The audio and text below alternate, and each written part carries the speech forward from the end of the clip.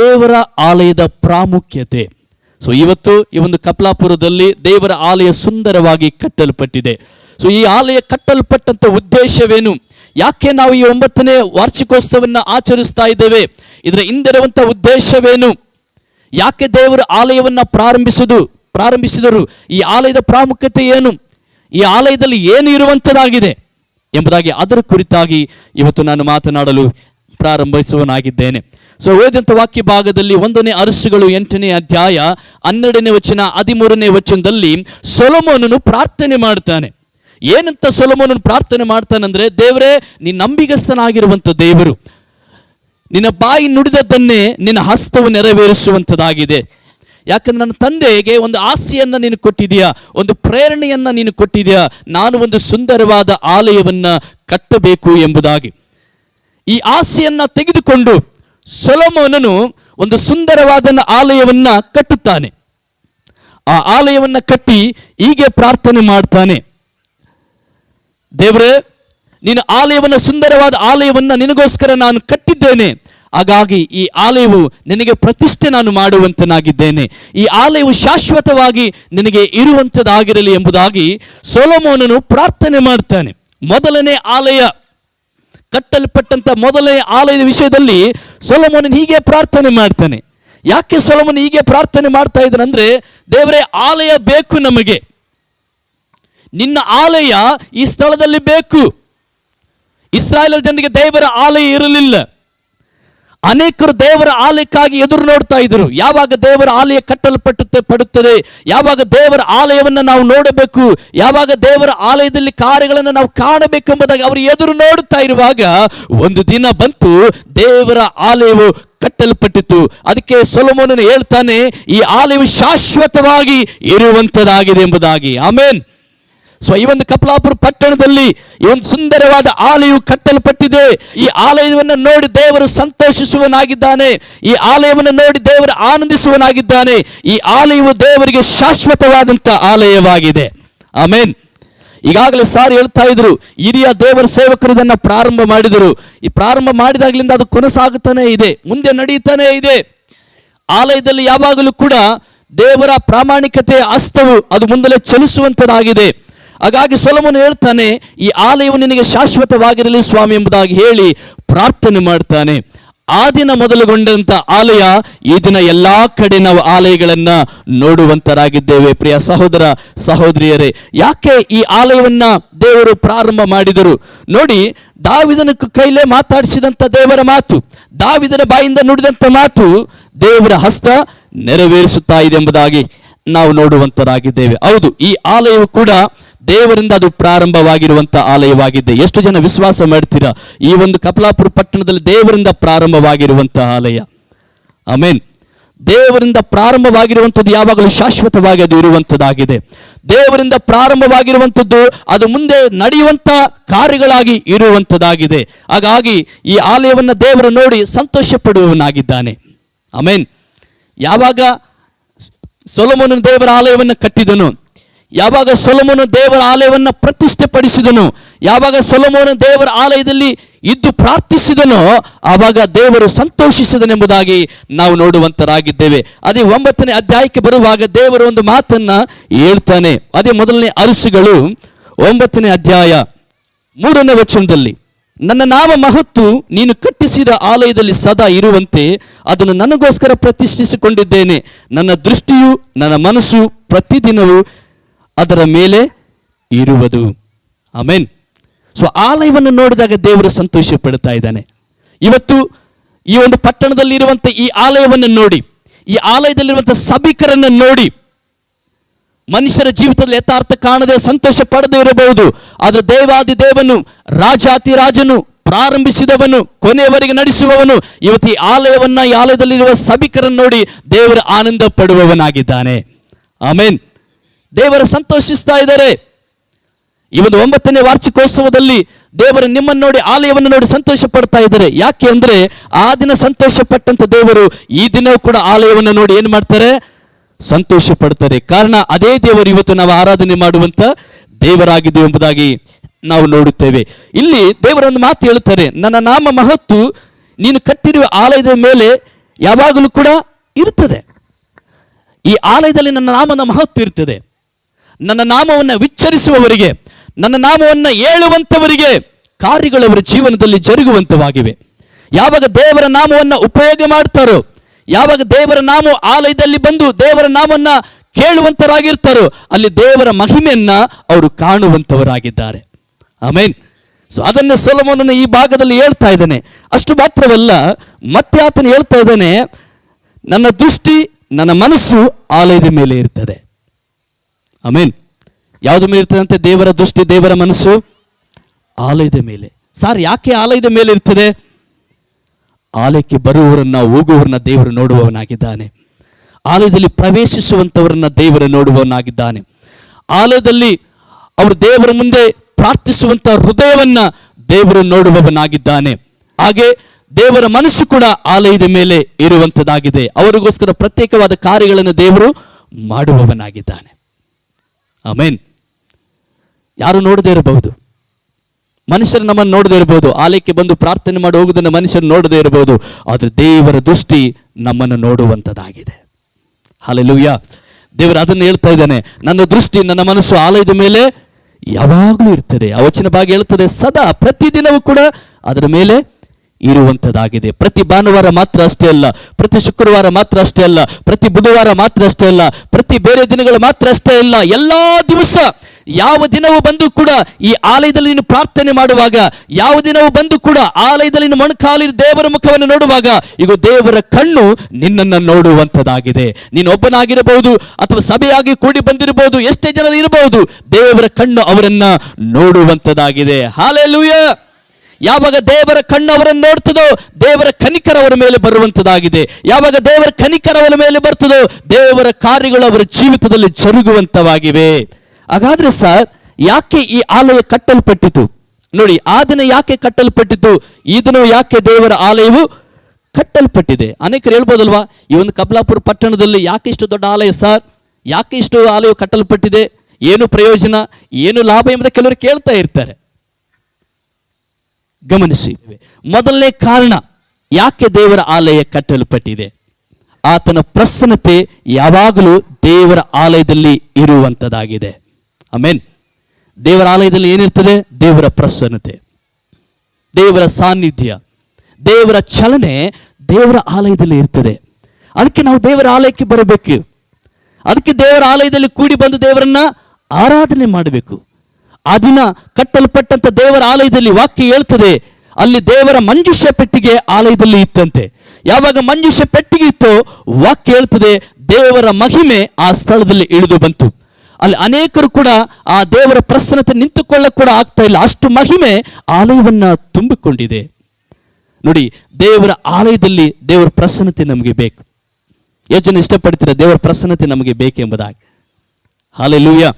ನೋಡಿ, ದೇವರ ಪ್ರಸನ್ನತೆ ಇಲ್ಲದೆ ನಾವು ಏನು ಕೂಡ ಮಾಡಲಿಕ್ಕೆ ಸಾಧ್ಯ ಇಲ್ಲ. ಅದೇ ವಾಕ್ಯ ಭಾಗದಲ್ಲಿ ನಾವು ನೋಡ್ತೇವೆ, ಅರಣ್ಯ ಕಾಂಡ 6ನೇ ಅಧ್ಯಾಯ 25ನೇ ವಚನ, ಕೀರ್ತನೆ 4ನೇ ಅಧ್ಯಾಯ 6ನೇ ವಚನ, ಕೀರ್ತನೆ 80ನೇ ಅಧ್ಯಾಯ 3ನೇ ವಚನದಲ್ಲಿ ಭಕ್ತರು ಕೇಳ್ತಾರೆ, ದೇವರೇ ನಿನ್ನ ಪ್ರಸನ್ನತೆ ನಮ್ಮ ಮೇಲೆ ಇರಲಿ, ನಿನ್ನ ಪ್ರಸನ್ನತೆ ನಮ್ಮ ಮೇಲಿರುವಾಗ ನಾವು ಉದ್ಧಾರವಾಗ್ತೀವಿ ಎಂಬುದಾಗಿ ದಾವೀದನು ಹೇಳುತ್ತಾನೆ. 80ನೇ ಕೀರ್ತನೆ 3ನೇ ವಚನದಲ್ಲಿ ನಿನ್ನ ಪ್ರಸನ್ನತೆಯಿಂದ ನಮಗೆ ಏನಾಗುತ್ತೆ? ಉದ್ಧಾರವಾಗ್ತದೆ. ನೋಡಿ, ದೇವರ ಪ್ರಸನ್ನತೆ ನಮ್ಮ ಮೇಲಿರುವಾಗ, ದೇವರ ಪ್ರಸನ್ನತೆ ನಮ್ಮ ಜೊತೆ ಇರುವಾಗ, ದೇವರ ಪ್ರಸನ್ನ ಮುಖದಿಂದ ನಮ್ಮನ್ನು ನೋಡುವಾಗ ನಾವು ಉದ್ಧಾರವಾಗುವಂತವರಾಗಿದ್ದೇವೆ. ಆ ಪ್ರಸನ್ನತೆಯಲ್ಲಿ ನಾವು ಆನಂದಿಸುವಂತವರಾಗಿದ್ದೇವೆ ಎಂಬುದಾಗಿ ನಾವು ನೋಡುವಂತರಾಗಿದ್ದೇವೆ. ಆ ದಿನ ಭಕ್ತರೆಲ್ಲರೂ ಕೂಡ ದೇವರ ಪ್ರಸನ್ನತೆಯನ್ನ ಬೇಡಿದ್ರು. ನೋಡಿ, ಆ ದಿನ ದೇವರ ಪ್ರಸನ್ನತೆ ಅವ್ರ ಮೇಲೆ ಬರ್ತಾ ಇತ್ತು, ಹೋಗ್ತಾ ಇತ್ತು, ಬರ್ತಾ ಇತ್ತು, ದೇವರ ಪ್ರಸನ್ನತೆ ಹೋಗ್ತಾ ಇತ್ತು. ಆಗ ಯಾವಾಗ ದೇವರ ಆಲಯ ಕಟ್ಟಲ್ಪಟ್ಟಿತೋ, ಆವಾಗ ದೇವರ ಆಲಯದಲ್ಲಿ ಯಾವಾಗಲೂ ಆ ಪ್ರಸನ್ನತೆ ನೆಲೆಸಿತು. ಆಮೇನ್. ದೇವರ ಆಲಯದಲ್ಲಿ ಏನಿರುವಂಥದ್ದಾಗಿದೆ? ದೇವರ ಪ್ರಸನ್ನತೆ. ಅದಕ್ಕೆ ದೇವರ ಪ್ರಸನ್ನತೆಯನ್ನು ಅನುಭವ ಮಾಡಲಿಕ್ಕೆ ದೇವರ ಆಲಯಕ್ಕೆ ನಾವು ಕೂಡಿ ಬರಬೇಕಾಗಿದೆ. ಸಾರ್, ದೇವರ ಪ್ರಸನ್ನತೆ ಏನು ಮಾಡ್ತದೆ? ದೇವರ ಪ್ರಸನ್ನತೆ ನಿನ್ನ ಆನಂದ ಭರಿತವಾಗಿ ಮಾಡುತ್ತದೆ. ದೇವರ ಪ್ರಸನ್ನತೆ ನಿನಗಿರುವ ಪರಿಸ್ಥಿತಿಗಳನ್ನು ಜಯಿಸುವಂತೆ, ಅದು ನಿನ್ನ ಆನಂದದಿಂದ ತುಂಬಿಸುವಂತೆ ದೇವರ ಪ್ರಸನ್ನತೆ ಮಾಡುವಂಥದ್ದಾಗಿದೆ. ದೇವರ ಪ್ರಸನ್ನತೆ ನೀನು ಇರುವ ಸ್ಥಿತಿಯಲ್ಲೇ ನಿನ್ನನ್ನು ಇಡಲಿಕ್ಕೆ ಅದು ಬಿಡುವುದಿಲ್ಲ, ಅದು ನಿನ್ನನ್ನು ಉದ್ಧಾರ ಮಾಡುವಂಥದ್ದಾಗಿದೆ. ಅದಕ್ಕೆ 80ನೇ ಕೀರ್ತನೆ 3ನೇ ವಚನದಲ್ಲಿ ಭಕ್ತನು ಹೇಳ್ತಾರೆ, ನಿನ್ನ ಪ್ರಸನ್ನತೆ ನಮ್ಮ ಮೇಲೆ ಇರಲಿ, ಆಗ ನಾವು ಏನಾಗ್ತೇವೆ? ಉದ್ಧಾರವಾಗುತ್ತೇವೆ. ಆಮೆನ್. ಎಷ್ಟು ಜನಕ್ಕೆ ಆಸೆ ಇದೆ, ಸಾರ್ ನಾವು ಇರುವ ರೀತಿಯಲ್ಲಿ ಇದೇ ರೀತಿಯಲ್ಲಿ ನಾವು ಇರಬಾರ್ದು, ನಾವು ಇನ್ನೂ ಸ್ವಲ್ಪ ಮೇಲೆ ಬೆಳಿಬೇಕಂತ ಎಷ್ಟು ಜನಕ್ಕೆ ಆಸೆ ಇದೆ? ನೋಡೋಣ, ಸ್ವಲ್ಪ ಆಸೆ ಇದ್ರೆ ಇಷ್ಟೇ ಎತ್ತರಿ, ಭಾಳ ಆಸೆ ಇದ್ರೆ ಸ್ವಲ್ಪ ಮೇಲೆ ಎತ್ತೋಣ. ಭಾಳ ಆಸೆ ಇದೆನಾ? ಯಾರಿಗಾದ್ರು ನಾನು ಇಷ್ಟೇ ಇರಬೇಕು, ಎಷ್ಟು ವರ್ಷ ಆದರೂ ನಾನು ಹಿಂಗೇ ಇರಬೇಕು, ನನ್ನ ಮನೆ ಹೀಗೆ ಇರಬೇಕು, ನನ್ನ ಪರಿಸ್ಥಿತಿ ಹೀಗೆ ಇರಬೇಕು, ನನ್ನ ಸ್ಥಿತಿಗಳು ಹೀಗೆ ಇರಬೇಕಂತ ಯಾರಿಗಾದ್ರೂ ಆಸೆ ಇದೆನಾ? ಯಾರಿಗೆ ಆಸೆ ಇಲ್ಲಲ್ವಾ? ಹಾಗಾದ್ರೆ ದಾವೀದನು ಹೇಳ್ತಾನೆ 80ನೇ ಕೀರ್ತನೆ 3ನೇ ವಚನದಲ್ಲಿ, ನಿನ್ನ ಪ್ರಸನ್ನತೆ ನಮ್ಮ ಮೇಲೆ ಇರಲಿ. ನಿನ್ನ ಪ್ರಸನ್ನತೆ ನಮ್ಮ ಮೇಲಿರುವಾಗ ನಾವು ಉದ್ಧಾರವಾಗುತ್ತೇವೆ. ಆಮೆನ್. ಎಲ್ಲಿ ಸಿಗುತ್ತೆ ದೇವರ ಪ್ರಸನ್ನತೆ? ಎಲ್ಲಿರ್ತದೆ ದೇವರ ಪ್ರಸನ್ನತೆ? ದೇವರ ಆಲಯದಲ್ಲಿ. ದೇವರ ಪ್ರಸನ್ನತೆ ಬೇಕಾದ್ರೆ ಎಲ್ಲಿ ಹೋಗ್ಬೇಕು ನಾವು? ದೇವರ ಆಲಯಕ್ಕೆ, ದೇವರ ಸಮ್ಮುಖದಲ್ಲಿ ಕೇಳುವಾಗ ದೇವರ ಪ್ರಸನ್ನತೆ ನಮಗೆ ಸಿಗುವಂಥದ್ದಾಗಿದೆ. ಆಮೆನ್. ಮೊದಲನೇದಾಗಿ ದೇವರ ಆಲಯದಲ್ಲಿ ದೇವರ ಪ್ರಸನ್ನತೆ ಇರುತ್ತದೆ. ಎರಡನೇದಾಗಿ ದೇವರ ಆಲಯದಲ್ಲಿ ಪ್ರಾರ್ಥನೆಗಳು ಕೇಳಿಸಲ್ಪಡ್ತವೆ. ಮೊದಲನೇ ಸಾಮುವೇಲ 1ನೇ ಅಧ್ಯಾಯ 9ನೇ ವಚನದಿಂದ 18ನೇ ವಚನದಲ್ಲಿ ನಾವು ನೋಡುತ್ತೇವೆ. ಅಲ್ಲಿ ಹಣ್ಣಳು ಪ್ರಾರ್ಥನೆ ಮಾಡ್ತಾರೆ. ಆ ತಾಯಿ ಮಕ್ಕಳಿಲ್ಲದೆ ಎಷ್ಟೋ ವರ್ಷಗಳು ಆಗಿತ್ತು. ಆ ವರ್ಷಗಳಲ್ಲಿ ಎಷ್ಟೋ ಸಾರಿ ಆ ತಾಯಿ ಪ್ರಾರ್ಥಿಸಿರಬಹುದು, ದೇವರೇ ನನಗೆ ಮಗುವನ್ನು ಕೊಡು, ನನಗೆ ಮಕ್ಕಳಿಲ್ಲ, ಈಗ ನನಗಿರುವಂಥ ಬಂಜೆತನವನ್ನು ತೆಗೆದುಹಾಕು ಸ್ವಾಮಿ, ನನಗೆ ಮಕ್ಕಳನ್ನು ಕೊಡು ಎಂಬುದಾಗಿ ಎಷ್ಟೋ ದಿನ ಆಕೆ ಪ್ರಾರ್ಥನೆ ಮಾಡಿರಬಹುದು. ಆದರೆ ಒಂದು ದಿನ ದೇವರ ಆಲಯಕ್ಕೆ ಹೋಗಿ ಕಣ್ಣೀರಿನಿಂದ ದೇವರ ಸಮ್ಮುಖದಲ್ಲಿ ಕೂತ್ಕೊಂಡು, ದೇವರೇ ನನಗೊಂದು ಮಗುವನ್ನ ಕೊಡು ಸ್ವಾಮಿ ಎಂಬುದಾಗಿ ಕೇಳಿದಾಗ, ಇನ್ನು ಪ್ರಾರ್ಥನೆ ಮುಗದೇ ಇಲ್ಲ, ಇನ್ನು ಪ್ರಾರ್ಥನೆ ಮುಗಿಸೇ ಇಲ್ಲ, ತಕ್ಷಣವೇ 17ನೇ ವಚನದಲ್ಲಿ ಒಂದು ಉತ್ತರ ಬರ್ತದೆ. ಅವಾಗ ಏಲಿಯನು ಹೇಳ್ತಾನೆ, ಅಮ್ಮ ನಿನ್ನ ಪ್ರಾರ್ಥನೆ ವಿಜ್ಞಾಪನೆ ದೇವರು ಕೇಳಿದ್ದಾರೆ, ಸಮಾಧಾನದಿಂದ ಹೋಗು, ದೇವರು ನಿನ್ನ ಪ್ರಾರ್ಥನೆ ಕೇಳಿದ್ದಾರೆ ಎಂಬ ಉತ್ತರವನ್ನ ದೇವರ ಸೇವಕರಿಂದ ದೇವರು ಮಾತನಾಡ್ತಾ ಇದ್ದಾನೆ. ಆಮೇನ್. ನೋಡಿ, ಕೆಲವು ಸಾರಿ ದೇವರು ಮಾತಾಡುವಂಥ ವಿಧಾನಗಳು ಇದೆ. ಕೆಲವು ಸಾರಿ ದೇವರ ಸೇವಕರಿಂದ ಮಾತಾಡ್ತಾರೆ, ತನ್ನ ವಾಕ್ಯದಿಂದ ಮಾತಾಡ್ತಾರೆ, ಪ್ರವಾದನೆಗಳಿಂದ ಮಾತಾಡ್ತಾರೆ, ಕನಸುಗಳ ಮೂಲಕ ಮಾತಾಡ್ತಾರೆ, ದರ್ಶನದ ಮೂಲಕವಾಗಿ ದೇವರು ಮಾತಾಡ್ತಾರೆ. ಆದರೆ ಇಲ್ಲಿ ಹನ್ನಳಿಗೆ ದೇವರು ಮಾತಾಡಿದ್ರು ಸೇವಕನ ಮೂಲಕವಾಗಿ. ಯಾವಾಗ ದೇವರ ಆಲಯದಲ್ಲಿ ಬಂದು ಪ್ರಾರ್ಥನೆ ಮಾಡಿದ್ರು ಅವಾಗ ಆ ಸಹೋದರಿಗೆ ಉತ್ತರವೂ ಸಿಗುತ್ತಾ ಇದೆ. ಆಮೇನ್. ಅದಕ್ಕಿಂತ ಮುಂಚೆ ಎಷ್ಟೋ ಸಾರಿ ಪ್ರಾರ್ಥನೆ ಮಾಡಿರ್ಬೋದು, ಮನೆಯಲ್ಲಿ ಮಾಡಿರ್ಬೋದು, ಬೇರೆ ಬೇರೆ ಸ್ಥಳಗಳಲ್ಲಿ ಮಾಡಿರ್ಬೋದು, ಆದರೆ ಉತ್ತರ ಸಿಗಲಿಲ್ಲ. ಯಾವಾಗ ದೇವರ ಆಲಯದಲ್ಲಿ ಬಂದು ದುಃಖದಿಂದ ಕಣ್ಣೀರಿಂದ, ಸ್ವಾಮಿ ನನಗೆ ಒಂದು ಮಗುವನ್ನ ಕೊಡು, ಯಾಕಂದ್ರೆ ನಿನ್ನ ಆಲಯದಲ್ಲಿ ಉತ್ತರ ನನಗಿದೆ, ಯಾರು ಕೂಡ ನನ್ನ ಸಮಾಧಾನ ಪಡಿಸೋಕ್ಕಾಗ್ತಾ ಇಲ್ಲ, ಯಾರು ಕೂಡ ನನ್ನ ಕಣ್ಣೀರನ್ನು ಒರೆಸೋಕ್ಕಾಗ್ತಾ ಇಲ್ಲ, ಯಾರು ಕೂಡ ನನ್ನ ಜೀವಿತದಲ್ಲಿ ಇರುವಂಥ ಅವಮಾನವನ್ನು ತೆಗೆಯೋಕ್ಕಾಗ್ತಾ ಇಲ್ಲ. ದೇವರೇ, ಅವಮಾನವನ್ನು ನೀನು ತೆಗೆಯುವಂಥವನು, ದೇವರೇ ನೀನು ನನಗೆ ಉತ್ತರ ಕೊಡುವಂಥವನು ಎಂಬುದಾಗಿ ಯಾವಾಗ ದೇವಾಲಯದಲ್ಲಿ ಬಂದು ಕಣ್ಣೀರಿಂದ ಪ್ರಾರ್ಥಿಸಿದರೋ ಆವಾಗ ಹನ್ನಳಿಗೆ ಉತ್ತರ ಸಿಕ್ಕಿತು. ಏಲಿಯನು ಬಂದು ಹೇಳ್ತಾನೆ, ಅಮ್ಮ ಬರುವ ಮುಂದಿನ ವರ್ಷ ನಿನಗೊಂದು ಮಗು ಆಗುತ್ತದೆ. ಯಾವ ರೀತಿಯಲ್ಲಿ ಹೇಳಿದ್ರು ಅದೇ ರೀತಿಯಲ್ಲಿ ದೇವರ ಅದ್ಭುತವನ್ನ ಮಾಡಿ ಮಗುವನ್ನ ಕೊಟ್ಟರೆಂಬುದಾಗಿ ನಾವು ನೋಡುತ್ತೇವೆ. ಆಮೇನ್. ಹಾಗಾದ್ರೆ ನಮ್ಮ ಜೀವಿತದಲ್ಲಿ ನಮ್ಮ ಸಮಸ್ಯೆಗಳಿಗೆ ಉತ್ತರ ಸಿಗಬೇಕು, ನಮ್ಮ ಒಂದು ವಿಜ್ಞಾಪನೆಗಳಿಗೆ ಉತ್ತರ ಸಿಗಬೇಕು, ನಾವು ಹಾದು ಹೋಗ್ತಾ ಇರೋ ಪರಿಸ್ಥಿತಿಗಳಲ್ಲಿ ಉತ್ತರ ನಮಗೆ ಸಿಗಬೇಕು. ನೋಡಿ, ಪ್ರತಿ ವಿಷಯದಲ್ಲೂ ಕೂಡ ಅನೇಕ ಸಮಸ್ಯೆಗಳು ನಮ್ಮ ಜೀವನದಲ್ಲಿ ಇರ್ತವೆ. ಅದು ಕುಟುಂಬ ಸಮಸ್ಯೆಗಳಾಗಿರ್ಬೋದು, ಕೆಲಸ ಕಾರ್ಯಗಳ ಸಮಸ್ಯೆ ಆಗಿರ್ಬೋದು, ವಿದ್ಯಾಭ್ಯಾಸದ ಸಮಸ್ಯೆ ಆಗಿರ್ಬೋದು, ನಾನಾ ಸಮಸ್ಯೆಗಳಲ್ಲಿ ಕೂಡ ಒಂದಾದ್ರೂ ಒಂದು ಕುಟುಂಬದಲ್ಲಿ ಇರುತ್ತೆ.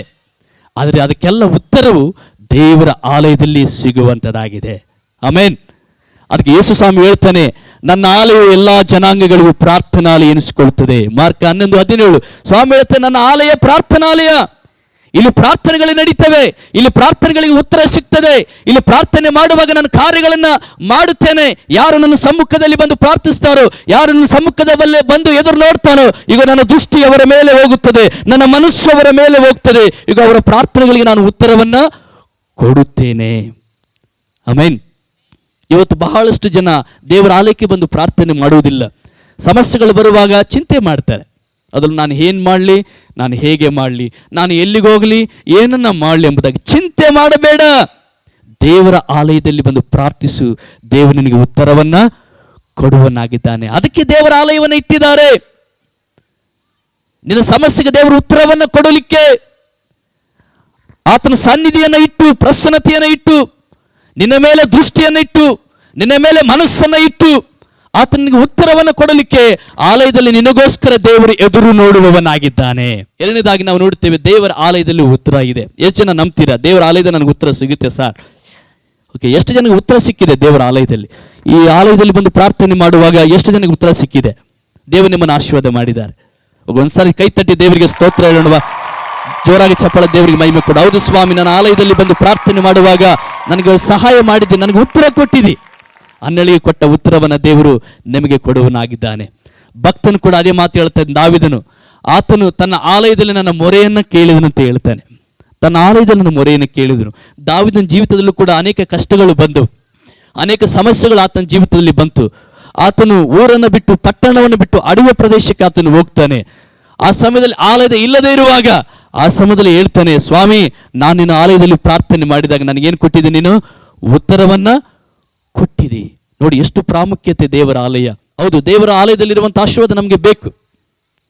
ಏನೋ ಹೋಗ್ಬೇಕಲ್ಲ, ಏನೋ ವಾರ ಬಂದಿದೆ ಹೋಗ್ಬೇಕಲ್ಲ, ಏನೋ ಪ್ರಾರ್ಥನೆ ಮಾಡಬೇಕಲ್ಲ ಎಂಬುದಾಗಿ ಹಾಗೆ ಮಾಡುವುದಲ್ಲ ರೀ. ಉದ್ದೇಶವನ್ನು ತಿಳಿದುಕೊಳ್ಳೋಣ. ದೇವರು ಅದಕ್ಕೆ ಈ ಒಂದು ಕಪ್ಲಾಪುರ ಪಟ್ಟಣದಲ್ಲಿ ಆಲಯವನ್ನು ದೇವರಿಟ್ಟಿದ್ದಾರೆ. ಇಲ್ಲಿ ಬಂದು ಪ್ರಾರ್ಥಿಸುವವರಿಗೆ ದೇವರು ಉತ್ತರವನ್ನ ಕೊಡಲಿಕ್ಕೆ. ಎಲ್ಲಿ ಕೂಡ ನಿಮಗೆ ಸಮಸ್ಯೆಗೆ ಉತ್ತರ ಸಿಗದೇ ಇರಬಹುದು, ಎಲ್ಲ ಸ್ಥಳಗಳು ಹೋಗಿ ನೀವು ಬಂದಿರಬಹುದು, ಆದರೆ ದೇವರ ಆಲಯದಲ್ಲಿ ಮಾತ್ರ ನಿಮ್ಮನ್ನು ಖಾಲಿಯಾಗಿ ದೇವರು ಕಳಿಸುವುದಿಲ್ಲ. ಇಲ್ಲಿ ದೇವರು ನಿಮ್ಗೆ ಉತ್ತರ ಕೊಟ್ಟೇ ಕೊಡುವನಾಗಿದ್ದಾನೆ. ಯಾಕಂದ್ರೆ ಆತನ ಮಾತು ತಪ್ಪುವನಲ್ಲ. ಸೊಲೊಮೋನ ಅದೇ ಪ್ರಾರ್ಥನೆ ಮಾಡ್ತಾನೆ, ನಿನ್ನ ಬಾಯಿ ನುಡಿದಿದ್ದೆ, ನಿನ್ನ ಕೈ ನೆರವೇರಿಸುತ್ತದೆ. ಅದಕ್ಕೆ ಕೀರ್ತನಗಾರನ ಹೇಳ್ತಾನೆ, ಆತನು ಪ್ರಾರ್ಥನೆಯನ್ನು ಕೇಳುವಂತ ದೇವರು. ಮೂರನೇದಾಗಿ ದೇವರ ಆಲಯದಲ್ಲಿ ಏನಿರ್ತದೆ? ಬಿಡುಗಡೆ ಇರುವಂಥದ್ದಾಗಿದೆ. ಆಮೇನ್. ಏನಿರ್ತದೆ ದೇವರ ಆಲಯದಲ್ಲಿ? ಬಿಡುಗಡೆ. ಲೂಕನ ಬರೆದ ಸುವಾರ್ತೆ 13ನೇ ಅಧ್ಯಾಯ 10ರಿಂದ 13ನೇ ವಚನದವರೆಗೆ ನಾವು ನೋಡ್ತೇವೆ. ಯೇಸು ಸ್ವಾಮಿ ಸಬ್ಬತ್ತು ದಿನದಲ್ಲಿ ದೇವರ ಆಲಯದಲ್ಲಿ ಇದ್ದಾನೆ. ನೋಡಿ, ಯೇಸು ಸ್ವಾಮಿ ಈ ಲೋಕದಲ್ಲಿರುವಾಗ ಆತನ ಸಬ್ಬತ್ ದಿನವನ್ನ ತಪ್ಪಿಸ್ತಾ ಇರಲಿಲ್ಲ. ದೇವಾಲಯಕ್ಕೆ ಹೋಗ್ತಾ ಇದ್ರಂತೆ. ಯಾರು? ಭೂಮಿಯನ್ನ, ಸೂರ್ಯನನ್ನ, ಚಂದ್ರನನ್ನ, ನಕ್ಷತ್ರಗಳನ್ನ, ಪ್ರಾಣಿ ಪಕ್ಷಿ ಕ್ರಿಮಿ ಕೀಟಗಳನ್ನ ಉಂಟು ಮಾಡಿದಂಥ ದೇವರು ಈ ಲೋಕದಲ್ಲಿ ಮನುಷ್ಯನಾಗಿ ಬಂದಾಗ ಆತನು ಸಬ್ಬತ್ ದಿನವನ್ನ ತಪ್ಪಲಿಲ್ಲ. ದೇವಾಲಯಕ್ಕೆ ಹೋದನೆಂಬುದಾಗಿ ನಾವು ನೋಡ್ತೇವೆ. ಆ ದೇವಾಲಯದಲ್ಲಿ ಹೋಗುವಾಗ ಅಲ್ಲಿ ನಾವು ನೋಡ್ತೇವೆ, ಒಬ್ಬ ಸ್ತ್ರೀ ಇದ್ದಾರೆ. ಆ ಸ್ತ್ರೀಯನ್ನ ದುರಾತ್ಮಗಳು ಏನು ಮಾಡಿದೆ ಅಂದ್ರೆ, ಆಕೆ ನೆಟ್ಟಗೆ ನಿಂತುಕೊಳ್ಳದ ಹಾಗೆ ಬಗ್ಗಿಸಿ ಬಿಟ್ಟಿದೆ. ನೆಟ್ಟಗಾಗಿ ನಿಂತುಕೊಳ್ಳಕ್ ಆಗ್ತಾ ಇಲ್ಲ. ಆ ವಚನ ಓದ್ತೀರಾ? ಲೂಕ 13ನೇ ಅಧ್ಯಾಯ 10ರಿಂದ 13ನೇ ವಚನ. ಒಂದಾನೊಂದು ಸಬ್ಬತ್ ದಿನದಲ್ಲಿ, ನೋಡಿ, ಒಂದಾನೊಂದು ಸಬ್ಬತ್ತು ದಿನದಲ್ಲಿ ಆತನು ಒಂದು ಸಭಾಮಂದಿರದೊಳಗೆ ಉಪದೇಶ ಮಾಡುತ್ತಾ ಇದ್ದನು. ನೋಡಿ, ಯೇಸು ಸ್ವಾಮಿ ಈ ಲೋಕದಲ್ಲಿರುವಾಗ ಸಭಾ ಮಂದಿರಕ್ಕೆ ಹೋಗಿ ಉಪದೇಶ ಮಾಡ್ತಾ ಇದ್ದಾನೆ. ತಪ್ಪುತ್ತಾ ಇರಲಿಲ್ಲ. ಆಮೇಲೆ ಅಂತ ಹೇಳೋಣವಾ? ಆತನು ಈ ಲೋಕದಲ್ಲಿರುವಾಗ ಸಭಾ ಮಂದಿರಕ್ಕೆ ಹೋಗ್ತಾ ಇದ್ದ, ತಪ್ಪಲಿಲ್ಲ. ಇವತ್ತು ಎಷ್ಟು ಸಾರಿ ಆಲಯವನ್ನು ನಾವು ತಪ್ಪಿರ್ತೀವಲ್ವಾ? ಅನೇಕ ಸಾರಿ ತಪ್ಪಿರ್ತೀವಲ್ವಾ? ಈ ವಾರ ಬಿಟ್ಬಿಡೋಣ, ಮುಂದಿನ ವಾರ ಹೋಗೋಣ ನಡೀತೆ. ಯಾಕೆ ಈ ವಾರ ಸ್ವಲ್ಪ ಜನ ಇರ್ತಾರೆ, ಈ ವಾರ ಬೇಡ, ಅಚ್ಚಿ ವಾರ ಹೋಗೋಣ, ಭಾಳ ಜನ ಬರ್ತಾರೆ. ಓ, ಅಚ್ಚಿ ವಾರ ಕೂಡ ಬೇಡ, ಕರ್ತನ ಭೋಜನ ಇರುತ್ತಲ್ಲ ಆವಾಗ ಎಲ್ಲರೂ ಸೇರಿ ಬರ್ತಾರೆ, ಆವಾಗ ಹೋಗೋಣ. ಕೆಲವು ಸಾರಿ ನೋಡಿ ನಾವು ತಪ್ಪುತ್ತೇವೆ. ಸ್ವಾಮಿ ದೇವಾದ ದೇವನು, ರಾಜಾತಿ ರಾಜನು, ಅಖಿಲಾಂಡವನ್ನು ಸೃಷ್ಟಿ ಮಾಡಿದಂಥ ಕರ್ತನ ಈ ಲೋಕದಲ್ಲಿ ಇರುವಾಗ ಆತನು ತಪ್ಪದೆ ಸಭಾ ಮಂದಿರಕ್ಕೆ ಹೋಗ್ತಾ ಇದ್ದನು. ಪಕ್ಕದವ್ರಿಗೆ ಹೇಳ್ತೀರಾ ತಪ್ಪದೆ ದೇವರ ಆಲಯಕ್ಕೆ ಹೋಗ್ರಿ? ಹೇಳ್ತೀರಾ? ಪಕ್ಕದವ್ರಿಗೆ ಮುಟ್ಟಿ ಹೇಳ್ತೀರಾ ತಪ್ಪದೆ ದೇವರ ಆಲಯಕ್ಕೆ ಹೋಗ್ರಿ? ನೋಡ್ರಿ, ಮಲ್ಕೊಂಡಿದ್ರೆ ಪರವಾಗಿಲ್ಲ, ಬಿಟ್ಟು ಬಿಡ್ರಿ ಅವರನ್ನ. ಓಕೆ ಓಕೆ, ತಪ್ಪಲಾರದ ದೇವರ ಆಲಯಕ್ಕೆ ಹೋಗ್ಬೇಕ್ರಿ. ಅಲ್ಲಿ 18 ವರ್ಷಗಳಿಂದ. ಎಷ್ಟು ವರ್ಷ? 18. 1 ವರ್ಷ ಅಲ್ಲ, 2 ವರ್ಷ ಅಲ್ಲ, 18 ವರ್ಷದಿಂದ ತಾಯಿ ಬಾಧೆ ಪಡ್ತಾ ಇದ್ದಾರೆ. ಅಯ್ಯೋ, ನಿಂತ್ಕೊಳ್ಳಿಕ್ಕೆ ಆಗ್ತಾ ಇಲ್ಲ, ಹೀಗೆ ಬಗ್ಗಿನೇ ನಡೀತಾ ಇದ್ದಾಳೆ. ನೋಡ್ರಿ, 18 ವರ್ಷದಿಂದ ಬಾಧೆ ಪಟ್ಟು ವರ್ಷಗಳಿಂದ ದೆವ್ವ ಬಡಿದು. ಏನ್ ಬಡಿದಿದೆ ಅಮ್ಮಗೆ? ದೆವ್ವ. ಮೈಯಲ್ಲಿ ರೋಗವುಳ್ಳ ಒಬ್ಬ ಸ್ತ್ರೀಯು ಇದ್ದಳು. ದೆವ್ವ ಬಡಿದು ಮೈಯಲ್ಲಿ ರೋಗವಿದ್ದ ಒಬ್ಬ ಸ್ತ್ರೀ ಇದ್ದಳು. ಆಕೆಯು ನಡು ಬಗ್ಗಿ ಹೋಗಿ ಸ್ವಲ್ಪವಾದರೂ ಮೈಯನ್ನು ಮೇಲಕ್ಕೆ ಎತ್ತಲಾರದೆ ಇದ್ದಳು. ಸಾಕ್ರಿ, ಗಮನಿಸಿ, ಏನು ಬಡಿದಿದೆ ಅಂತ ಆಕೆಗೆ ವಾಕ್ಯ ಸ್ಪಷ್ಟವಾಗಿ ಹೇಳುತ್ತೆ. ಏನು ಬಡಿದಿದೆ? ಏನು ಮಾಡಿದೆ ಆ ದೆವ್ವ? ಹೀಗೆ ನೋಡಿ, ಕೆಲವೊಂದು ಸಾರಿ ದೆವ್ವಗಳು ಏನು ಮಾಡ್ತವೆ ಗೊತ್ತಾ? ಒಬ್ಬೊಬ್ಬರು ಒಂದೊಂದು ರೀತಿಯಲ್ಲಿ ಉಪಯೋಗ ಮಾಡ್ತವೆ. ಅದ್ರಲ್ಲಿ ನಮ್ಮ ಭಾಷೆಯಲ್ಲಿ ಹೇಳ್ಬೇಕಾದ್ರೆ ಒಬ್ಬೊಬ್ಬರಿಗೆ ಒಂದೊಂದು ಕಾಟ ಕೊಡ್ತಾವಂತವು. ಅದಲ್ವಾ? ಈ ಸ್ತ್ರೀಯಗೆ ನಿಂತುಕೊಳ್ಳಕ್ಕಾಗದೆ ನಡುವನ್ನು ಬಗ್ಗಿಸಿದೆ. ಎಷ್ಟು ವರ್ಷದಿಂದ? 18 ವರ್ಷದಿಂದ.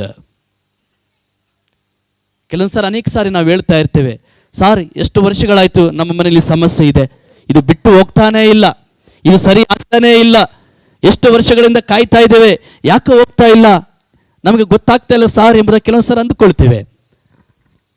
ಆದ್ರೆ ವಾಕ್ಯ ಹೇಳ್ತದೆ, ನಮಗೆ ಗೊತ್ತಿಲ್ಲದೆ ಕೆಲವೊಂದು ಆತ್ಮಗಳು ನಮ್ಮನ್ನು ಆಳ್ತಾ ಇರ್ತವೆ. ನೋಡಿ, ಆ ಸ್ತ್ರೀಗೆ ಗೊತ್ತಿಲ್ಲ, ಅದು ಸ್ವಾಮಿಗೆ ಗೊತ್ತು ಯಾಕೆ ಹೀಗೆ ಆಗಿದೆ ಅಂತ. 18 ವರ್ಷದಿಂದ ದೆವ್ವ ಬಡ್ದಿದೆ. ಎಲ್ಲ ಕಡೆ ಹೋಗಿರ್ಬೋದು, ಹೌದಲ್ವಾ? ಕೆಲವರು ಸರಿ ಇಲ್ಲದೆ ಇರುವಾಗ ಎಲ್ಲ ಕಡೆ ಹೋಗ್ತಾರ, ಒಂದೇ ಮನೇಲಿ ಇರ್ತಾರ? ಪ್ರಯತ್ನ ಮಾಡ್ತಾರಲ್ವಾ? ಎಲ್ಲ ಕಡೆ ಹೋಗ್ತಾರೆ, ಅದಲ್ವಾ? ಎಲ್ಲಿ ಹೋದ್ರೆ ಸರಿ ಆಗುತ್ತೆ, ಎಲ್ಲಿ ಹೋದ್ರೆ ಸರಿ ಇಲ್ಲ, ಹೌದಾ ಇಲ್ವಾ? ಕೆಲವರೆಲ್ಲ ಸಭೆಗಳಲ್ಲಿ ಕೂಡ ತಿರುಗಾಡ್ತಾರೆ. ಯಾಕೋ ಈ ಸಭೆ ಚೆನ್ನಾಗಿಲ್ಲ, ಬೇರೆ ಸಭೆಗೆ ಅಲ್ಲಿ ಇರುವಂಥ ಸೇವಕರು ಪ್ರಾರ್ಥನೆ ಮಾಡ್ತಾರೆ, ತಿರುಗಿ ಯಾಕೋ ಇದು ಸರಿ ಅನಿಸ್ತಾ ಇಲ್ಲ, ಯಾಕೋ ಬಲವಾಗಿ ಪಾಸ್ಟರ್ ಪ್ರೇಯರ್ ಮಾಡಲಿಲ್ಲ, ಇನ್ನೊಂದು ಸಭೆಗೆ ಹೋಗೋಣ, ಅಲ್ಲಿ ಕೂಡ ಹೋಗ್ತಾರೆ.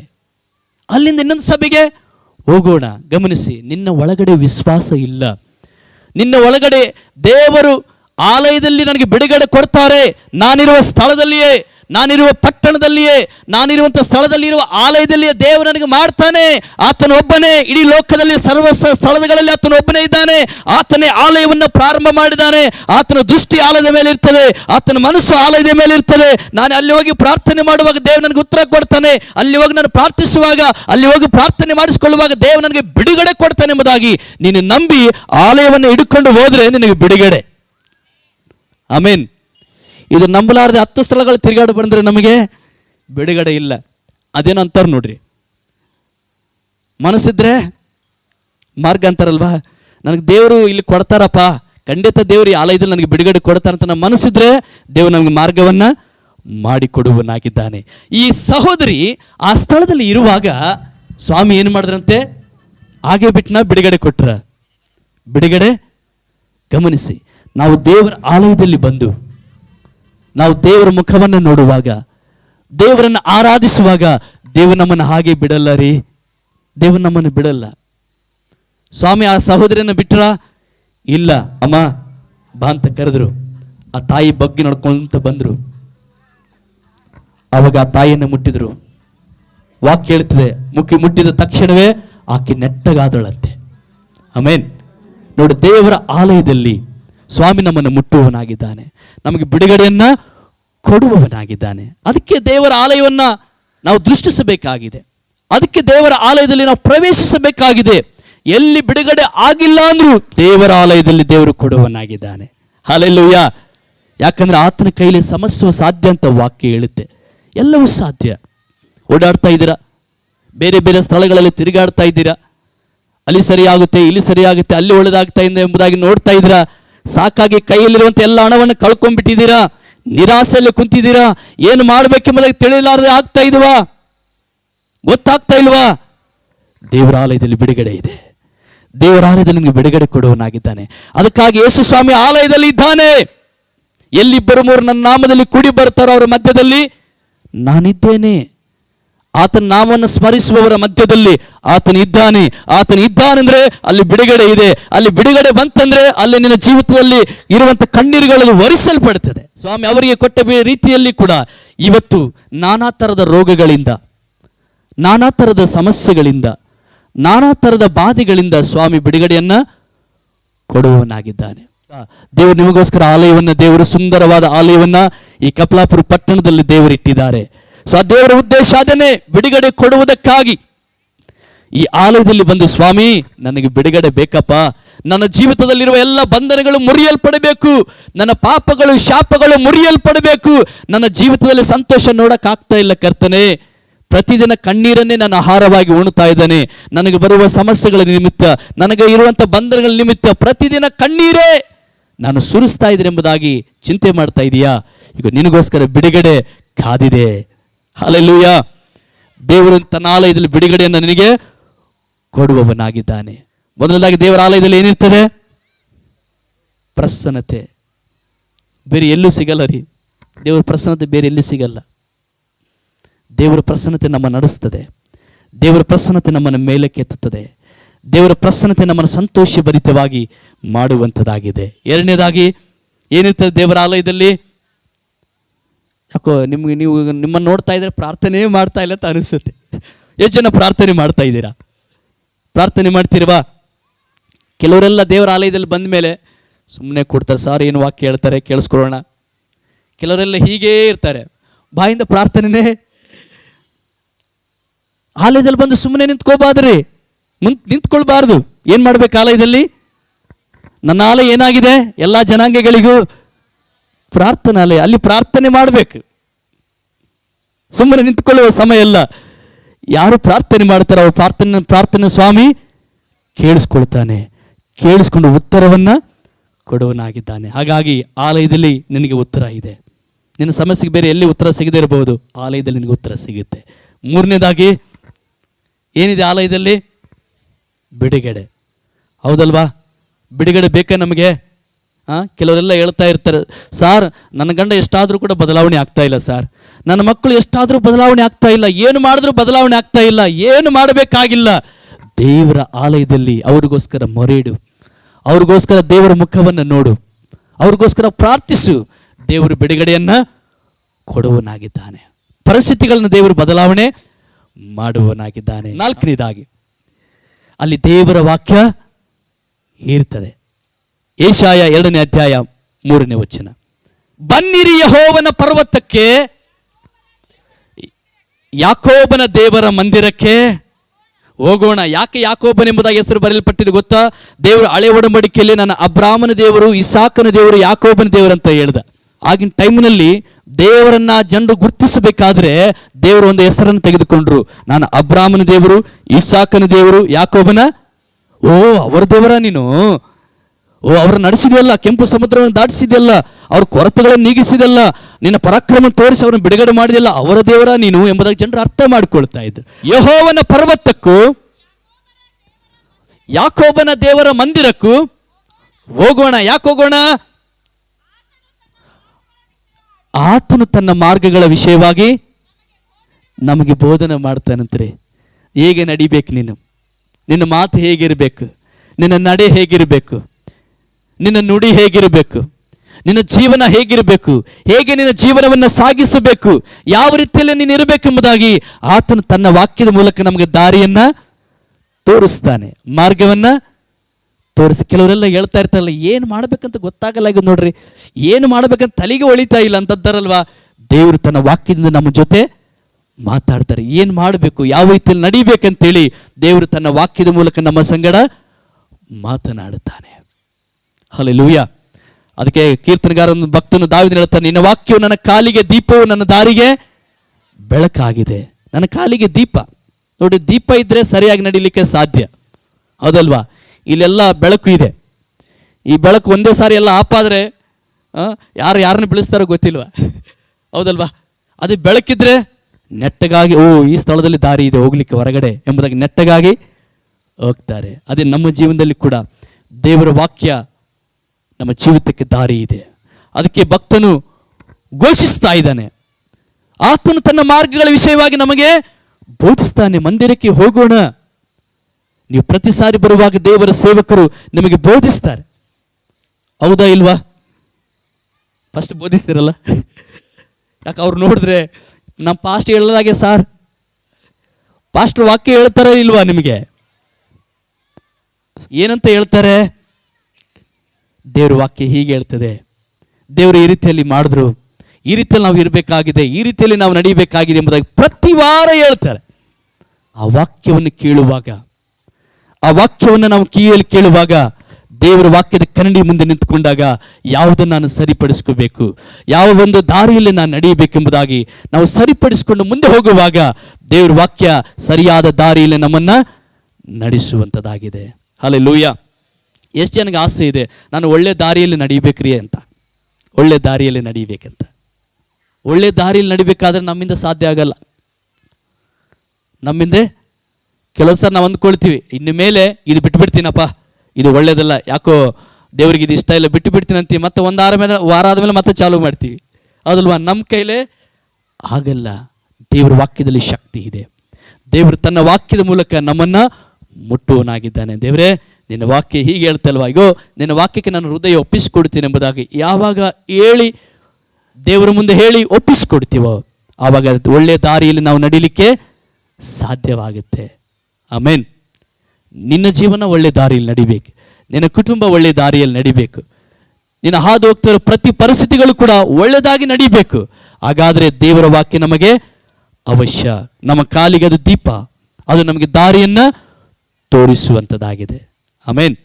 ಕಪ್ಲಾಪುರ್ ಪಟ್ಟಣದವರೇ ಬನ್ರಿ. ಎಲ್ಲಿಗೆ? ದೇವರ ಆಲಯಕ್ಕೆ. ನೀವು ಹೇಳಿದ್ರೆ ಆ ರೀತಿ ಯಾರಿಗಾದ್ರು ಎಲ್ಲಿ ಹೇಳ್ಬೇಕು ಸರ್, ನಾನೇ ಬರೋದು ಕಷ್ಟ ಆಗ್ಯದ, ನಾನು ಹೋಗೋದು ಆಲಯಕ್ಕೆ ಕಷ್ಟ ಆಗ್ಯದ, ಮತ್ತೆ ಯಾರಿಗೆ ಕರಿಬೇಕು? ನಾನು ಕರಿಬೇಕಾಗಿದೆ. ಆಮೇನ್. ಬನ್ರಿ ದೇವರ ಆಲಯಕ್ಕೆ ಹೋಗೋಣ, ಅಲ್ಲಿ ದೇವರ ಮಾತು ಇರ್ತದೆ. ನಿನ್ನ ಮಕ್ಕಳು ಸರಿ ಆಗ್ತಾರೆ, ನಿನ್ನ ಗಂಡ ಸರಿ ಆಗ್ತಾರೆ, ನಿನ್ನ ಹೆಂಡತಿ ಸರಿ ಆಗ್ತಾರೆ, ನಿನ್ನ ಪರಿಸ್ಥಿತಿಗಳು ಸರಿ ಆಗ್ತವೆ. ಈಗ ದೇವರ ವಾಕ್ಯ ನಿನ್ನ ಜೊತೆ ಮಾತಾಡ್ತದೆ. ಬನ್ರಿ, ಅಲ್ಲಿ ದೇವರ ಸೇವಕರು ವಾಕ್ಯವನ್ನು ಸಾರುವರಾಗಿದ್ದಾರೆ ಎಂಬುದಾಗಿ ಹೇಳುವಾಗ ಜನರು ಆ ವಾಕ್ಯದ ಮೂಲಕವಾಗಿ ಒಳ್ಳೆ ದಾರಿಯಲ್ಲಿ ನಡೆಯುವರಾಗಿದ್ದಾರೆ. ಹಲ್ಲೆಲೂಯಾ. ನೀನು ನಡೀತೀಯಾ? ನೀನು ಇನ್ನೊಬ್ಬರಿಗೆ ಹೇಳುವಾಗ ಇನ್ನೊಬ್ಬರು ಕೂಡ ಒಳ್ಳೆ ದಾರಿಯಲ್ಲಿ ನಡೀತಾರೆ. ಆಮೇನ್. ಕೊನೆಯ ಮಾತು, ದೇವರ ಆಲಯದಲ್ಲಿ ದರ್ಶನಗಳನ್ನು ನಾವು ನೋಡ್ತೇವೆ. ದೇವರು ನಮಗೆ ದರ್ಶನಗಳನ್ನು ತೋರಿಸ್ತಾರೆ. ಅಪೊಸ್ತಲರ ಕೃತ್ಯ 22:17 ಅಲ್ಲಿ ಪೌಲನ ಒಂದು ದರ್ಶನವನ್ನ ಕಾಣ್ತಾನೆ. ಯಾವ ಸ್ಥಳದಲ್ಲಿ ಕಾಣ್ತಾನೆ ನೋಡ್ರಿ. ಅನಂತರದಲ್ಲಿ ನಾನು ಯೆರೂಸಲೇಮಿಗೆ ಹಿಂದಿರುಗಿ ಬಂದು. ಎಲ್ಲಿ ಹೋಗಿದ್ದೇನೆ? ಯೆರೂಸಲೇಮಿಗೆ ಹಿಂತಿರುಗಿ ಹೋಗಿದ್ದೇನೆ. ಯೆರೂಸಲೇಮದಲ್ಲಿ ದೊಡ್ಡ ದೇವರ ಆಲಯ ಇದೆ. ಹೇಳ್ರಿ ಒಂದ್ಸಲ ನನ್ನ ಜೊತೆ, ದೊಡ್ಡ ದೇವರ ಆಲಯ. ನಮ್ಮ ಆಲಯ ಇದ್ದಂಗೆ. ಹೇಳ್ರಿ ನನ್ನ ಜೊತೆ, ನಮ್ಮ ಆಲಯ ಇದ್ದಂಗೆ. ಚಿಕ್ಕದ ದೊಡ್ಡದರೆ ನಿಮ್ಮ ಆಲಯ? ದೊಡ್ಡದಲ್ವಾ? ಹೌದಲ್ವಾ? ಯೆರೂಸಲೇಮಿನಲ್ಲಿ ಕೂಡ ದೊಡ್ಡ ಆಲಯ ಇತ್ತು. ಅದಕ್ಕೆ ಭಕ್ತನು ಪೌಲನು ಹೇಳ್ತಾ ಇದ್ದಾನೆ, ನಾನು ಯೆರೂಸಲೇಮಿಗೆ ಹಿಂತಿರುಗಿ ಬಂದಾಗ. ಅನಂತರದಲ್ಲಿ ನಾನು ಯೆರೂಸಲೇಮಿಗೆ ಹಿಂದಿರುಗಿ ಬಂದು ದೇವಾಲಯದೊಳಗೆ ಪ್ರಾರ್ಥನೆ ಮಾಡುತ್ತಿದ್ದಾಗ. ಎಲ್ಲಿ ಮಾಡ್ತಾ ಇದ್ದಾಗ? ದೇವಾಲಯದಲ್ಲಿ. ಸ್ವಾಮಿ ನನ್ನ ಜೊತೆ ಮಾತಾಡು ಸ್ವಾಮಿ, ನನಗೆ ಏನು ಮಾಡಬೇಕು ನನಗೆ ಗೊತ್ತಾಗ್ತಿಲ್ಲ, ಯಾವ ರೀತಿಯಲ್ಲಿ ದೇವರೇ ಮುಂದೆ ಹೋಗ್ಬೇಕಂತ ನನಗೆ ಗೊತ್ತಾಗ್ತಾ ಇಲ್ಲ, ದೇವರೇ ನನ್ನ ಜೊತೆ ಮಾತಾಡು ಎಂಬುದಾಗಿ ದೇವಾಲಯದಲ್ಲಿ ಬಂದು ಪ್ರಾರ್ಥನೆ ಮಾಡ್ತಾ ಇರುವಾಗ ಧ್ಯಾನ ಪರವಶನಾಗಿ ಧ್ಯಾನ ಮಾಡ್ತಾ ಇದ್ದೇನೆ. ಪ್ರಾರ್ಥನೆಯಲ್ಲಿ ಧ್ಯಾನ ಪರವಶನಾಗಿ ಯೇಸುವನ್ನು ಕಂಡೆನು. ಯಾರನ್ನು ಕಾಣ್ತಾ ಇದ್ದಾರೆ? ಯೇಸುವನ್ನ. ಹಲ್ಲೆಲೂಯಾ. ಆತನ ಸುಂದರವಾದ ಮುಖವನ್ನ, ಆತನ ಸುಂದರವಾದ ಸೌಂದರ್ಯವನ್ನ ಕಾಣ್ತಾ ಇದ್ದಾರೆ. ನೋಡಿ, ಅಲ್ಲಿ ಪ್ರಾರ್ಥನೆ ಮಾಡುವಾಗ ಪೌಲನಿಗೆ ಒಂದು ದರ್ಶನ ಆಗ್ತಾ ಇದೆ. ಏನು ದರ್ಶನ ಆಗ್ತಾ ಇದೆ ಅಂದ್ರೆ, ಯೇಸು ಸ್ವಾಮಿ ಅವರಿಗೆ ತೋರಿಸಲ್ಪಟ್ಟು ಮುಂದೆ ಒಂದು ಮಾತನ್ನು ಹೇಳ್ತಾರೆ, ನೀನು ಆ ಸ್ಥಳಕ್ಕೆ ಹೋಗ್ಬೇಡ, ನೀನು ಅಲ್ಲಿ ಇರಬೇಡ, ನೀನು ಆ ರೀತಿಯಲ್ಲಿ ಇರಬೇಡ, ಅಲ್ಲಿ ಇರಬೇಡ, ನೀನು ಹೋಗ್ಬಿಡು ಅಂತೇಳಿ ಮಾರ್ಗದರ್ಶನವನ್ನಲ್ಲಿ ಮಾಡ್ತಾ ಇದ್ದಾರೆ. ದರ್ಶನವನ್ನ ಕೊಟ್ಟು ನೀನು ತ್ವರೆಪಟ್ಟು ಬೇಗನೆ ಯೆರೂಸಲೇಮಿನಿಂದ ಹೊರಟು ಹೋಗು. ನೋಡಿ, ಎಲ್ಲಿ ದೇವರು ಮಾತಾಡ್ತಾ ಇದ್ದಾರೆ, ಎಲ್ಲಿ ದರ್ಶನ ಕೊಡ್ತಾ ಇದ್ದಾರೆ? ಆಲಯದಲ್ಲಿ ಬಂದು ಪ್ರಾರ್ಥನೆ ಮಾಡಿದಾಗ, ದೇವರ ಆಲಯದಲ್ಲಿ ಪ್ರಾರ್ಥನೆ ಮಾಡಿದಾಗ ದೇವರ ದರ್ಶನ ಕೊಡ್ತಾ ಇದ್ದಾರೆ. ನೀನು ಇಲ್ಲಿ ಇರಬೇಡ, ಬೇರೆ ಕಡೆ ಹೊರಟು ಹೋಗು. ನೋಡ್ರಿ, ಪೌಲನಿಗಾಗಿ ಏನು ಕಾದಿದ್ದು? ಅಪಾಯಗಳು ಕಾದಿದ್ದು. ಯಾವ ಸ್ಥಳದಲ್ಲಿ ಏನಾಗ್ತಿದೆ ಎಂಬುದು ಗೊತ್ತಿರಲಿಲ್ಲ. ಆದರೆ ದೇವಾಲಯದಲ್ಲಿ ಬಂದು ಪ್ರಾರ್ಥನೆ ಮಾಡುವಾಗ ದೇವರ ದರ್ಶನ ಕೊಡ್ತಾ ಇದ್ದಾರೆ. ಯಾವ ರೀತಿಯಲ್ಲಿ ನೀನು ಮುಂದೆ ಸಾಗಬೇಕು ಸೇವೆಯಲ್ಲಿ, ಯಾವ ರೀತಿಯಲ್ಲಿ ನೀನು ಮುಂದೆ ಇರಬೇಕೆಂಬುದಾಗಿ ದರ್ಶನಗಳನ್ನು ಕೊಡ್ತಾ ಇದ್ದಾನೆ. ಆಮೇನ್. ಎಷ್ಟು ಜನಕ್ಕೆ ಆಸೆ ರೀ ದರ್ಶನಗಳನ್ನ ನಾವು ನೋಡ್ಬೇಕು, ದೇವರ ದರ್ಶನಗಳನ್ನು ನೋಡ್ಬೇಕಂತ? ಎಷ್ಟು ಜನಕ್ಕೆ ಆಸೆ ಇದೆನಾ? ಕೆಲವರೆಲ್ಲ ಹೇಳ್ತಾರಲ್ಲ, ನಾನು ಒಳ್ಳೆ ಒಳ್ಳೆ ಕನಸು ನೋಡ್ಬೇಕ್ರಿ, ನನ್ನ ಕನಸಿನಾಗ ಬರೀ ಕೆಟ್ಟವೇ ಬರ್ತಾವಂತ. ಅದಲ್ವಾ? ಕೆಟ್ಟದ್ದು ಬೇಡ, ದೇವರ ದರ್ಶನ ನೋಡ್ರಿ. ದೇವರೇ, ನಾನು ಏನು ಮಾಡಬೇಕು, ಮುಂದೆ ನಾನು ಹೆಂಗೆ ಹೋಗ್ಬೇಕು, ಮುಂದೆ ಹೆಂಗೆ ನಡಿಬೇಕು, ಮುಂದೆ ನಾನು ಏನು ಕೆಲಸ ಮಾಡಬೇಕು, ಯಾವ ರೀತಿ ನನ್ನ ಮಕ್ಕಳನ್ನು ಓದಿಸ್ಬೇಕು, ಯಾವ ರೀತಿ ನಾನು ಮುಂದೆ ಸಾಗಬೇಕು, ಯಾವ ಕೆಲಸವನ್ನು ಪ್ರಾರಂಭ ಮಾಡಬೇಕು, ಎಲ್ಲಿಗೆ ನಾನು ಹೋಗ್ಬೇಕು, ಎಲ್ಲಿ ನಾನು ಇರಬೇಕು, ಎಲ್ಲಿ ನಾನು ಇರಬಾರ್ದು, ಕೇಳಿ ದೇವರ ಸಮ್ಮುಖದಲ್ಲಿ, ದೇವರ ಆಲಯದಲ್ಲಿ ಕೇಳ್ರಿ. ದೇವರು ತನ್ನ ದರ್ಶನವನ್ನು ನಿಮಗೆ ಪ್ರಕಟ ಮಾಡುವನಾಗಿದ್ದಾನೆ. ಕೇಳುವವನು ಪ್ರತಿಯೊಬ್ಬನು ಕೂಡ ಹೊಂದಿಕೊಳ್ಳುತ್ತಾನೆ. ತನ್ನ ದರ್ಶನವನ್ನು ನಿಮಗೆ ಪ್ರಕಟಪಡಿಸುವಂಥ ದೇವರಾಗಿದ್ದಾನೆ ಎಂಬುದಾಗಿ ನಾವು ನೋಡುವಂತರಾಗಿದ್ದೇವೆ ಪ್ರೇಯರೆ. ಹೌದು, ಕೆಲವೊಂದ್ಸಲ ನಮ್ಗೆ ಗೊತ್ತಾಗಲ್ಲ, ಏನು ಮಾಡಬೇಕಂತ ಗೊತ್ತಾಗಲ್ಲ. ನೋಡಿ, ಸ್ಪಷ್ಟವಾಗಿ ದೇವರು ಹೇಳ್ತಾ ಇದ್ದಾರೆ, ಆಲಯದಲ್ಲಿ ಪ್ರಾರ್ಥನೆ ಮಾಡುವಾಗ ನೀನು ಇಲ್ಲಿ ಇರಬೇಡ, ಈ ಸ್ಥಳದಲ್ಲಿ ಇರಬೇಡ. ಹೌದಲ್ವಾ? ನೋಡಿ, ಇದೆಲ್ಲ ದರ್ಶನ ಎಲ್ಲಿಂದ ಬಂತು? ದೇವರ ಆಲಯದಲ್ಲಿ ಹೃದಯ ಭಾರದಿಂದ ಆತ್ಮಭರಿತನಾಗಿ ಪ್ರಾರ್ಥಿಸುವಾಗ ದೇವರು ಮಾತನಾಡ್ತಾ ಇದ್ದಾನೆ. ಆಮೇನ್. ನೋಡಿ, ಮುಂದಾಗುವ ಸಂಗತಿಯನ್ನು ದೇವರು ಏನು ಮಾಡ್ತಾ ಇದ್ದಾರೆ? ತಿಳಿಸ್ತಾ ಇದ್ದಾರೆ. ನಮ್ಮ ಜೀವನದಲ್ಲಿ ದೇವರ ಆಲಯದಲ್ಲಿ ಬಂದು ಪ್ರಾರ್ಥಿಸುವಾಗ, ದೇವರ ಆಲಯದಲ್ಲಿ ದೇವರು ಮೊರೆ ಇಡುವಾಗ, ದೇವರು ನಮ್ಮ ಪ್ರಾರ್ಥನೆಗೆ ಉತ್ತರ ಕೊಡುವುದಷ್ಟೇ ಅಲ್ಲ, ನಮ್ಮ ಕಣ್ಣೀರನ್ನು ನೋಡುವುದಷ್ಟೇ ಅಲ್ಲ, ನಮಗೆ ಬಿಡುಗಡೆ ಕೊಡುವುದಷ್ಟೇ ಅಲ್ಲ, ತನ್ನ ದರ್ಶನಗಳನ್ನು ಕೂಡ ದೇವರ ಆಲಯದಲ್ಲಿ ತೋರಿಸುವನಾಗಿದ್ದಾನೆ. ನೋಡಿ, ತಿಳಿಸೋರಿಲ್ಲದೆ ಮುಂದೆ ಹೋಗೋಕ್ಕಾಗತ್ತಾ? ಮುಂದೆ ಹೋಗೋಕ್ಕಾಗಲ್ಲ. ನಮ್ಮ ಸ್ವಂತ ಕೆಲವು ಸಾರಿ ಸ್ವಂತ ಬುದ್ಧಿಯಿಂದ ಸ್ವಂತ ಜ್ಞಾನದಿಂದ ಮುಂದೆ ಹೋಗ್ತೀವಿ. ಆಮೇಲೆ ಹೇಳ್ತೀವಿ, ಎಲ್ಲ ಲಾಸ್ ಆಯಿತು ಸರ್, ನನ್ನ ಬಿಸ್ನೆಸ್ ಎಲ್ಲ ಏನಾಯಿತು? ಲಾಸ್ ಆಯಿತು. ನಾನು ಏನು ಅಂದ್ಕೊಂಡು ಇಷ್ಟೆಲ್ಲ ಬಂಡವಾಳ ಅದಕ್ಕೆ ಹಾಕಿದೆ, ಎಲ್ಲ ಲಾಸ್. ದೇವ್ರಿಗೆ ಕೇಳಿದೀವಾ? ದೇವರೊಂದು ಉತ್ತರ ಪಡ್ಕೊಂಡಿದ್ದೀವಾ? ದೇವರು ಮಾಡಂತ ಹೇಳಿದಾರಾ? ಇದೆಲ್ಲ ನಮಗೆ ಬಹಳ ಪ್ರಾಮುಖ್ಯವಾಗಿದೆ. ಹಲ್ಲೆಲೂಯಾ. ಎಲ್ಲಿ ಸಿಗುತ್ತಿದೆಲ್ಲ? ದೇವರ ಆಲಯ. ಅದಕ್ಕೆ ಭೂಮಿ ಮೇಲೆ ದೇವರ ಆಲಯವನ್ನು ಇಟ್ಟಿದ್ದಾರೆ.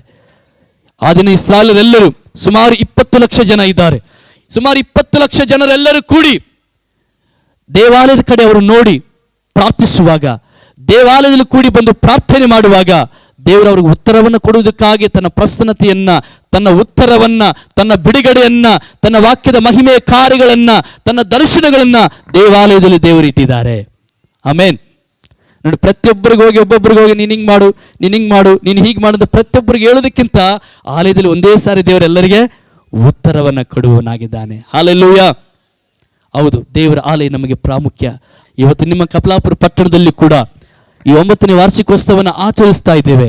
ಇದರ ಉದ್ದೇಶ ಒಂದೇ, ದೇವರ ಆಲಯವು ಪಟ್ಟಣದಲ್ಲಿ ಪ್ರತಿಬಿಂಬಿಸಬೇಕಾಗಿದೆ.